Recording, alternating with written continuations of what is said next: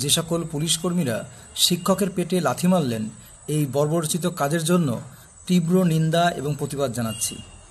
আমরা ছোটবেলা থেকেই এটুকু জেনে এসেছি যে পিতামাতার পরে যদি কারোর স্থান হয় সেটা হচ্ছে শিক্ষকের স্থান। আপনারা যারা পুলিশ হয়েছেন তারাও কোনো না কোনো শিক্ষকের কাছ থেকে শিক্ষা নিয়ে তারপর কিন্তু পুলিশ হয়েছেন, আর সেই গুরুজনদের পেটে লাথি মারছেন। আপনাদের ন্যূনতম জ্ঞান বোধ নেই।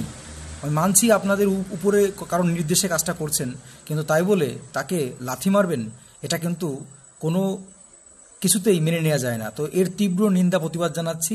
শিক্ষক একটা আদর্শ পেশা, যা শিক্ষা জাতির মেরুদণ্ড। এই জাতির মেরুদণ্ডই শিক্ষা। আর যারা গুরুজ্ঞানে যাদের প্রজা করতে হয় তাদের পেটে লাথি মারছেন।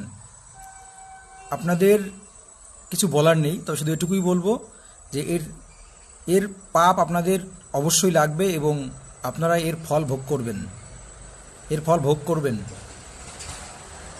এর তীব্র নিন্দা জানাচ্ছি।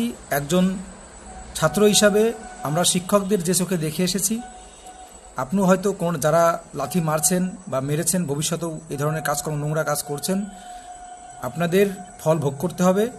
আর এর জন্য অবশ্যই মাননীয় মুখ্যমন্ত্রীকে ক্ষমা চাইতে হবে এবং সমগ্র ছাত্র সমাজকে অনুরোধ করব প্রতিবাদ জানাতে, সমস্ত ছাত্র সমাজকে অনুরোধ করব।